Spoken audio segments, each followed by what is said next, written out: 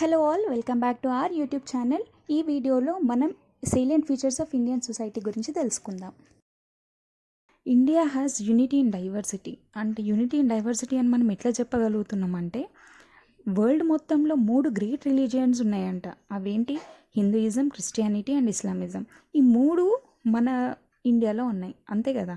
ఈ 3 రిలీజియన్స్ అనేవి మన కంట్రీలో ఉన్నాయి. అందుకే మనం యూనిటీ ఇన్ డైవర్సిటీ అని అంటాం ఇండియాని. నెక్స్ట్, ఇండియన్ సొసైటీ క్యాస్ట్ సిస్టమ్ని ఫాలో అవుతుంది. ఇది మన అందరికీ తెలిసిందే. ఈ ఇండియన్ సొసైటీ ఫాలో అవుతుంది, ఓకే. కానీ ఇండియన్ సొసైటీలో ఉంటున్న ముస్లిమ్స్ కానివ్వండి, క్రిస్టియన్స్ కానివ్వండి, సిఖ్స్, బోత్స్, వీళ్ళు కూడా ఏంటి, మన ఇండియన్ సొసైటీని చూసి, అంటే ట్రెడిషనల్గా ఫాలో అవుతున్న సిస్టమ్ని చూసి వీళ్ళు కూడా ఇండియన్లో ఒరిజిన్ అయిన ముస్లిమ్స్, క్రిస్టియన్స్, సిఖ్స్, బోత్స్ వీళ్ళందరూ స్టార్ట్ చేసిండ్రు అన్నట్టు క్యాస్ట్ సిస్టమ్ని ఫాలో అవ్వడం. మరి ఇండియాలో ఒరిజినేట్ అంటే మన ఇండియాలో పుట్టిన రిలీజియన్స్ ఏవి అంటే బుద్ధిజం, జైనిజం, సిక్కిజం. రైట్, ఇక్కడ వరకు అర్థమైంది కదా. రైట్, నెక్స్ట్ ఏంటి, ఇండియాస్ కల్చరల్ హెరిటేజ్ అనేది బాగా అంటే మోస్ట్ ఏన్షియంట్ వన్, ఎక్కువ కాలంది, పురాతన కాలంది అనమాట. అండ్ ఆల్సో కంప్లీట్గా వైడ్ స్ప్రెడ్ అయి ఉంది. రైట్, ఈ కల్చర్ అనేది కాంపోజిట్ కల్చర్. ఇది ఎట్లా ఉంటుంది అని అంటే స్టేబుల్గానే ఉంటుంది, కానీ డిఫరెంట్ ప్యాటర్న్స్ అయి ఉంది, క్యారెక్టరైజ్ అయి ఉంది అనమాట ఈ ఇండియన్ కల్చర్ అనేవి. అంటే స్టేబుల్గా ఉంటుంది, కానీ డిఫరెంట్ ప్యాటర్న్స్గా అవి డివైడ్ అయిపోయి ఉన్నాయి అన్నమాట. ఇండియా అనేది ప్రీ హిస్టారిక్ ట్రైబ్స్కి largest number of prehistoric tribes ఉన్నాయన్నమాట మన ఇండియాలో. India is a country of heterogeneous ethnic and social groups. అంటే ఈ ఎథనిక్ అండ్ సోషల్ గ్రూప్స్ ఎట్లా అనంటే వీళ్ళకి సపరేట్గా లాంగ్వేజ్ ఉంటుంది, మాట్లాడడానికి లాంగ్వేజ్ సపరేట్ ఉంటుంది అనమాట. అకార్డింగ్ టు 1961 సెన్సెస్, ఈ సెన్సెస్ ఆధారంగా 1652 లాంగ్వేజెస్ అనేవి ఉన్నాయన్నమాట ఇండియాలో. దాంట్లో 23 లాంగ్వేజెస్ అనేవి 97% of total population of the country మాట్లాడతాయి అన్నమాట. అంటే 97% ఆఫ్ పాపులేషన్ మొత్తం ఇండియాలో 23 లాంగ్వేజెస్ మాట్లాడుతుంది. దాంట్లో 18 లాంగ్వేజెస్ అనేవి 8th షెడ్యూల్ ఆఫ్ కాన్స్టిట్యూషన్లో ఉంది అనమాట.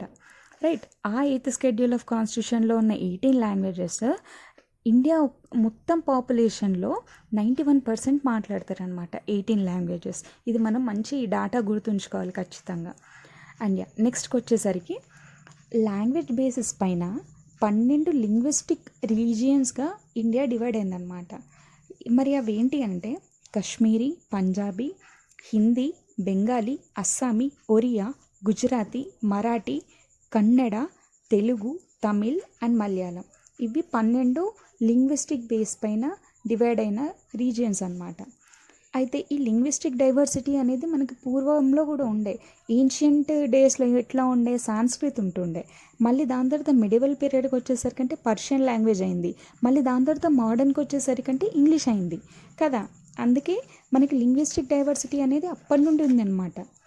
Right, next social values and ethos of traditional Indian society. దీని గురించి చూసినట్టయితే కొన్ని ఇండియన్ సోషల్ ఆర్గనైజేషన్స్ ఉంటాయి, దాంట్లోనే వేరియస్ సోషల్ ఇన్స్టిట్యూషన్స్ ఉంటాయి. ఇవన్నీ ఎందుకు ఎమర్జ్ అయినాయి, ఎక్కడి నుండి ఎమర్జ్ అయినాయి అంటే మన అవసరాలను బట్టి, హ్యూమన్ నీడ్స్ని బట్టి అవే ఎమర్జ్ అయినాయి అనమాట, అంటే పుట్టినాయి అన్నమాట. దీన్ని డిఫైన్ ఎట్లా అంటే హ్యూమన్ నీడ్స్ని మనం ఎట్లా డిఫైన్ చేయగలుగుతాం అంటే మన హ్యూమన్ ఇంట్రెస్ట్ని బేస్ చేసుకొని మనకి పర్పస్ అంటే ఒక అవసరంని బట్టి, అప్పుడు ఆ టైంలో మనకు అది అవసరం కాబట్టి మన నీడ్ అనేది అయింది, మన ఇంట్రెస్ట్ అనేది వచ్చింది, కొన్ని ఆస్పిరేషన్స్ ఉంటాయి. సో ఇవన్నిటిని కలిపితే మనకి హ్యూమన్ నీడ్స్ అని వచ్చింది. ఈ హ్యూమన్ నీడ్స్ నుండే ఈ సోషల్ ఇన్స్టిట్యూషన్స్ కానివ్వండి, ఆర్గనైజేషన్స్ కానివ్వండి, అవి పుట్టినాయి అన్నమాట. సో కొన్ని ఈ ఇన్స్టిట్యూషన్స్, ఆర్గనైజేషన్స్ ఏవైతే ఉంటాయో వాటి యొక్క ఫౌండేషన్స్ ఏంటి, important foundations of traditional Indian society గురించి కొంచెం తెలుసుకుందాం. రైట్, ఇండియా అనేది ఎక్కువ స్ట్రెస్ దేనిపైన ఉండింది, స్పిరిచువలిజం పైన ఉండింది పూర్వంలో. సెయింట్స్ కానివ్వండి, సేజెస్ కానివ్వండి, వీళ్ళేంటి, మెటీరియల్ వెల్త్ అనేది ఏమీ లేదు, అసలు మెటీరియల్ వెల్త్ అనేది వేస్ట్. ఓన్లీ మనం దేనిపైన ఎక్కువ కేర్ చేయాలి అని అంటే మన సోల్ని ప్యూరిఫికేషన్ చేయాలి, మన సోల్ని ప్యూర్ చేయాలి, దీనిపైన మనం ఫోకస్ చేయాలి తప్ప ఈ మెటీరియల్ నీడ్స్ పైన ఎక్కువ కాన్సన్ట్రేట్ చేయకూడదు అది నథింగ్ అని చెప్పేసి అన్నారు కాబట్టి ఇండియన్ సొసైటీ మొత్తం దానిపైనే స్ట్రెస్ అయి ఉందన్నమాట. So according to the traditional Indian social organisation every individual should live for at least 100 years. అంటే ఒక్క ఇండివిజువల్ ఇప్పుడు ఫర్ ఎగ్జాంపుల్ నేను ఉన్నా అనుకోండి, నేను ఖచ్చితంగా ట్రెడిషనల్ ఇండియన్ సోషల్ ఆర్గనైజేషన్ ప్రకారంగా నేను 100 సంవత్సరాలు ఖచ్చితంగా బ్రతకాలి అనమాట. ఇది ఉండే అనమాట అప్పుడు ఉండే ఫౌండేషన్స్, అంటే అప్పుడు ఆ సొసైటీ ఉండే కొన్ని ఫౌండేషన్స్ అనమాట. మళ్ళీ ఇంకోటి ఏంటి అంటే ప్రతి ఒక్క ఇండివిజువల్ 4 ఆశ్రమాస్ వాళ్ళ లైఫ్ టైంలో పాటించాలి. లైక్ ఫస్ట్ది బ్రహ్మచర్య, సెకండ్ది గృహస్థ, థర్డ్ వనప్రస్థ, ఫోర్త్ సన్యాసాశ్రమ. ఇవి ఖచ్చితంగా ఒక ఇండివిజువల్ ఆయన ఏమంటారు ఆయన లైఫ్ టైంలో ఇవి 4 ఖచ్చితంగా ఫాలో అవ్వాలి, ఇవి ఉండాలి ఆయన లైఫ్లో అని అర్థం. రైట్. హిందూ సోషల్ ఆర్గనైజేషన్ దీని ఇంకొక ఇంపార్టెంట్ ఫౌండేషన్ ఏంటి అని అంటే వర్ణ సిస్టమ్ అనేది ఉండిందనమాట. ఆ వర్ణ సిస్టమ్ అంటే ఏంటి, సొసైటీని 4గా డివైడ్ చేసింది వర్ణాస్, అంటే 4 వర్ణాస్గా ఉన్నాయన్నమాట. ఫస్ట్ది మనకు తెలిసిందే Brahmana, Kshatriya, Vaishya and Shudra. Right. Next ఇంకోటి ఏంటి ధర్మ అనేది చాలా ఇంపార్టెంట్, వెరీ ఇంపార్టెంట్. మన హిందూ సోషల్ ఆర్గనైజేషన్లో ఇంపార్టెంట్ ప్లేస్ అండ్ పొజిషన్ ఉందన్నమాట ఈ ధర్మాకి. ఇదేంటి అని అంటే ఇండియన్ థాట్, అంటే ప్రతి ఒక్క ఇండియన్స్ది థాట్ ఒక్క దగ్గరికి కలిపిందనమాట.